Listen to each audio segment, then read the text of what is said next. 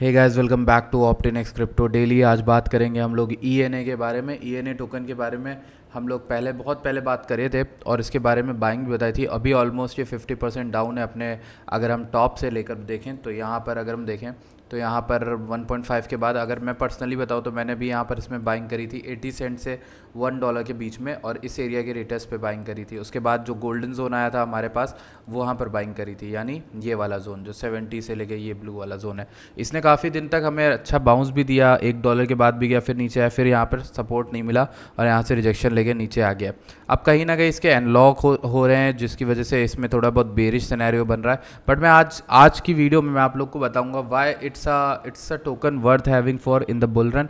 अगर bull run आ रही है तो आपके पास ये टोकन होना ही चाहिए बैग में, और इसके पीछे के लॉजिक्स, इसके पीछे की टीम और इसके पीछे की फंडिंग, इन तीनों ही चीज़ों को अगर हम कंबाइन करके देखें तो ये प्रोजेक्ट ऐसा प्रोजेक्ट है जो कभी भी ऐसे नहीं जाने वाला। ठीक है, starting with the token technical analysis अगर हम देखें, सबसे पहले आपने चैनल को सब्सक्राइब नहीं किया तो मेक श्योर करिए, चैनल सब्सक्राइब करिए, टेलीग्राम ज्वाइन करिए। इन सब चीज़ों से आपको फ्री में, मुफ्त में एक चार्ट्स, एनालिसिस और अपडेट्स मिल जाती हैं।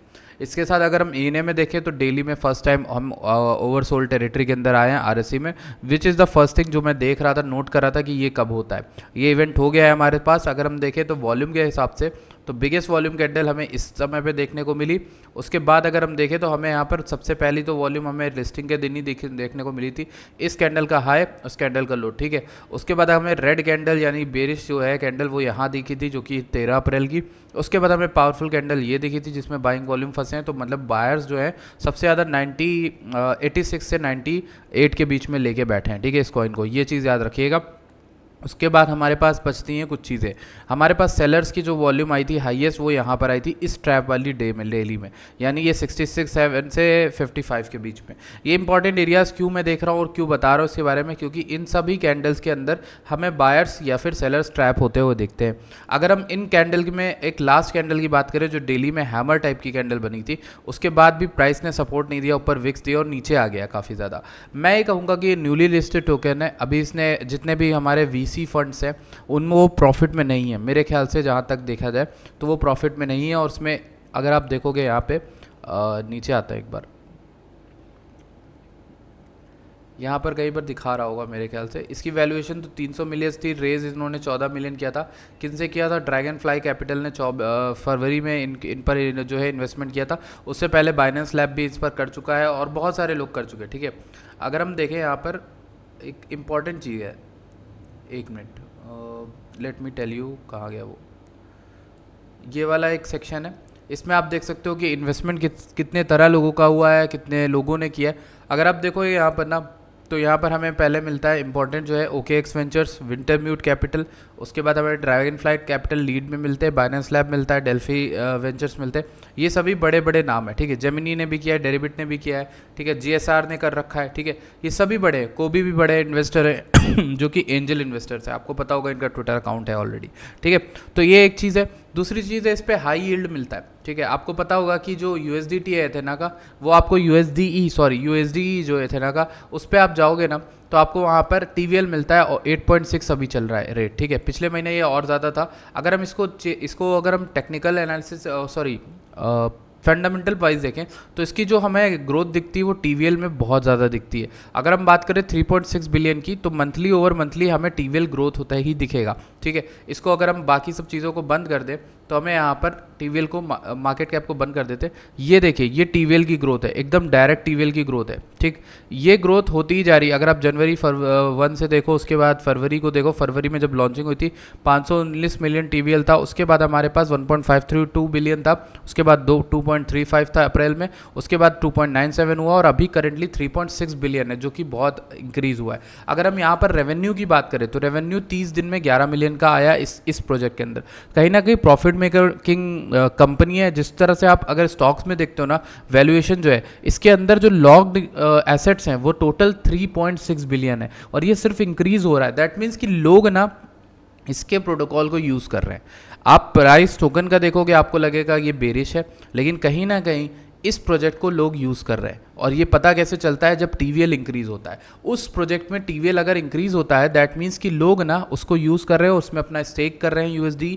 इस वजह से मुझे लगता है कि यहाँ पर एक बड़ी ग्रोथ है जो आनी बाकी है इस टोकन के अंदर, ठीक है। आप फीस एंड रेवेन्यू को भी देख सकते हो वीकली डेली में, जो मार्केट के गिरने के बावजूद इसमें अच्छा खासा फीस इसमें आता रहा है थेरेम के अंदर। अगर मंथली में बात करें तो फीस और रेवेन्यू में ज़्यादा कुछ फर्क नहीं पड़ा, और ये एक अच्छी चीज़ है। ये अच्छी चीज़ है क्योंकि मार्केट बेरिश है, टोकन गिर रहा है, इसके बावजूद फीस 19 मिलियन आप देखोगे जून 1 से 30 के बीच में दिखा रहा था, रेवेन्यू 9 मिलियन का दिखा रहा है, ठीक है। आपके मतलब मुझे लगता है ये एक अच्छा जो स्टैट्स है वो है। अगर आप मई का देखोगे तो मई में 18 मिलियन का फीस था और रेवेन्यू 5 मिलियन था। मई में लोएस्ट रेवेन्यू था, लेकिन यहाँ पर इंक्रीज होकर जून में रेवेन्यू आया, ठीक है। अगर इंपॉर्टेंट चीज़ों के बारे में बात करें तो मेरे ख्याल से जो VC फंडिंग है वो आपको बुलिश करना चाहिए, और ये जो इसका TVL का ग्रोथ है, ये दो चीज़ें जो आपको इस टोकन पर बुलिश हो मतलब बना देंगी, ठीक है। इसके साथ जो चीज़ें इसमें खराब है उनकी भी बात करूंगा मैं, ठीक है। पहली चीज़ FDV to market cap ratio, यानी 781 मिलियन का मार्केट कैप है और 7 बिलियन का FDV है। यानी अगर टोकन की बात करें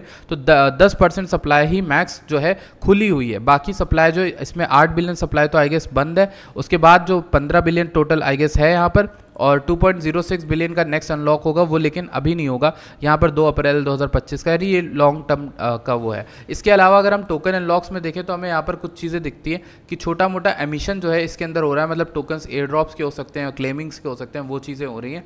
बाकी इसके अलावा ऐसे और भी प्रोजेक्ट्स हैं जिनमें ना ये चीज़ होती रहती है, तो वो उठने के मतलब इसका मतलब ये नहीं कि टोकन बेरिश हो जाएगा।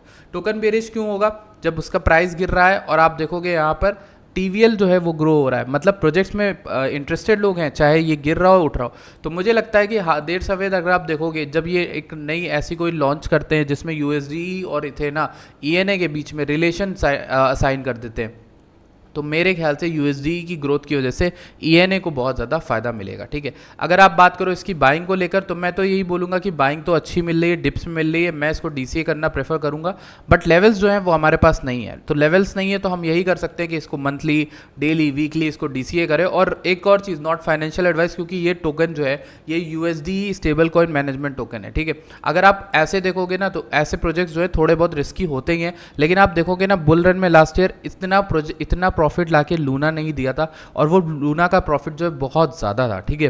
तो अगर आपको उस तरह का रिस्क लेने के लिए आप रेडी हो तो उस तरह का आपको प्राइस एक्शन देखने के लिए भी रेडी होना चाहिए होगा, ठीक है। आपका एवरेज भले यहाँ कहीं पर मिडिल कहीं पर हो, इसको DCA करके इसको बुल रन के लिए छोड़ना इज़ अ गुड ऑप्शन। मैं तो अभी भी यही बोलूँगा, जब तक प्रोजेक्ट में कोई खराबी नहीं है, TVL ग्रो हो रहा है हेल्दी, टोटल इन्फ्लोज भी ठीक ठाक आ रहे हैं, तो मेरे ख्याल से इस प्रोजेक्ट में कोई ऐसी चीज़ नहीं है जिसकी वजह से आप बेरिश हो। उसके अलावा अगर हम लिंक्डइन पे जाकर इसकी टीम के बारे में जब मैंने पढ़ा तो उसमें यहाँ पर आपको एम्प्लॉयज़ में अगर आपको जो लोग दिखते हैं वो काफ़ी ज़्यादा एक्सपीरियंस देखने को मिलते हैं, क्योंकि कहीं ना कहीं जब सबकी प्रोफाइल पे मैं गया तो बहुत सारा काम उन्होंने पीछे करा हुआ है। अगर हम यहाँ पर एशिया इंस्टीट्यूशनल ग्रोथ लीड की बात करें तो वो लीडो फाइनेंस में काम कर चुकी हैं, अलीबाबा और JP मॉर्गन दोनों में ही काम कर चुकी हैं, इस चीज़ को मैं देख चुका हूँ। तो अगर ऐसे लोग जब प्रोजेक्ट से जुड़ते हैं तो कहीं ना कहीं एक्सपीरियंस होते हैं, वो भाग के आने वाले नहीं हैं, वो ऑफिशियल काम कर रहे हैं, ठीक है।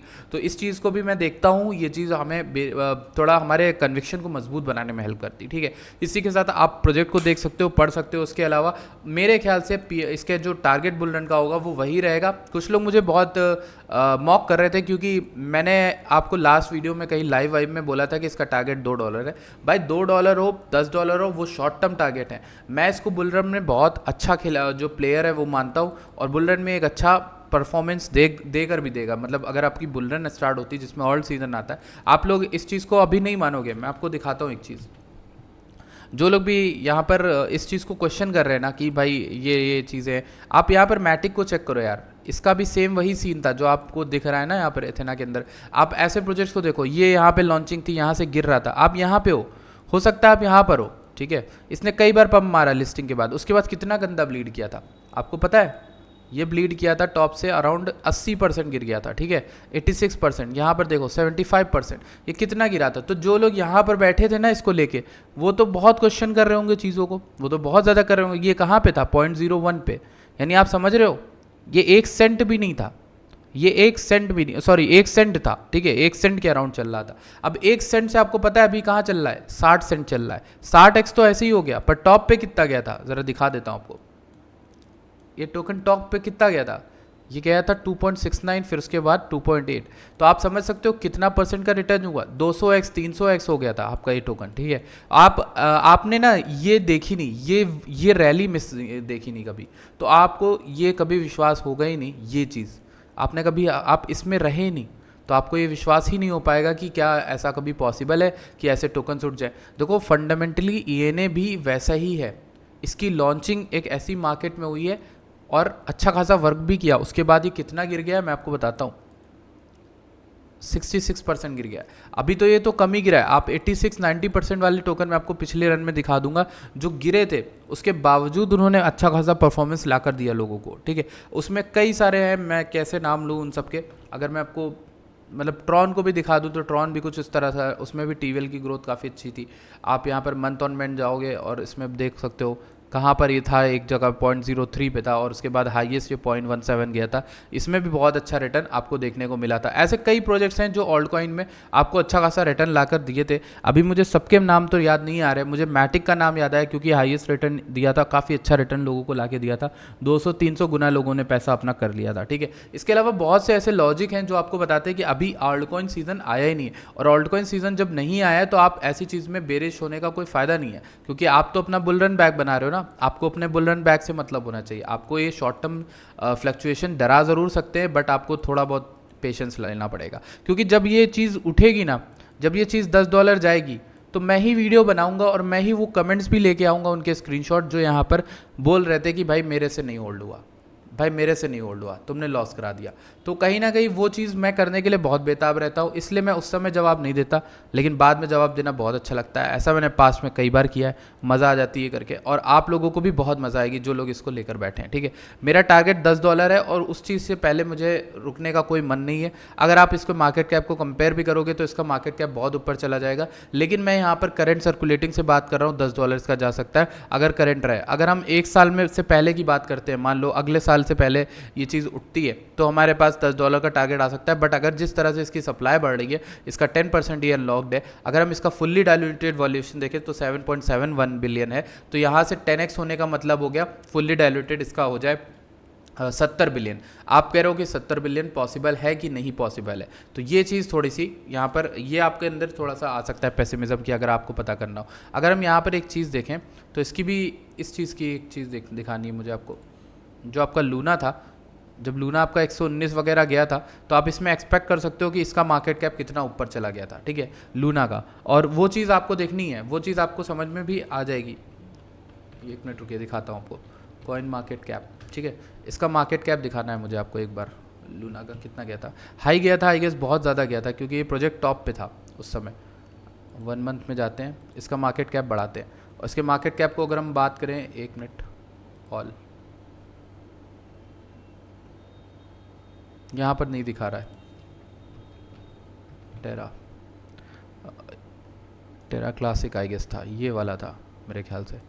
ऑल अगर हम इस प्रोजेक्ट को ऑल कर लें और इसके मार्केट कैप को टॉप पे करें तो टॉप पे इसका मार्केट कैप 40 बिलियन गया था, ठीक है। आप अगर 40 बिलियन की वैल्यूएशन से भी लोगे ना तो इसका प्राइस अगर 10x, अगर सप्लाई जो है रिमेन करती है तो ये 10x जा सकता है, लेकिन अगर उतना भी नहीं जाता है तो मेरे ख्याल से इसका, अगर हम इसकी सप्लाई और सर्कुलेटिंग डायनामिक्स को देखें ना तो मेरे ख्याल से इसका $5 तो रियलिस्टिक टारगेट रहने वाला है, चाहे आपकी पूरी सप्लाई क्यों ना अनलॉक हो जाए।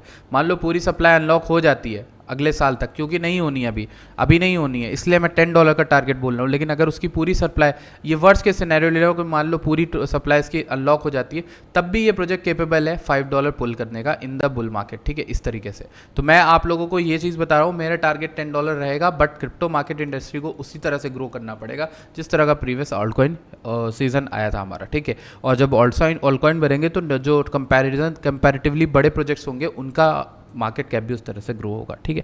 Thank you so much for watching this video, I will see you guys in the next video.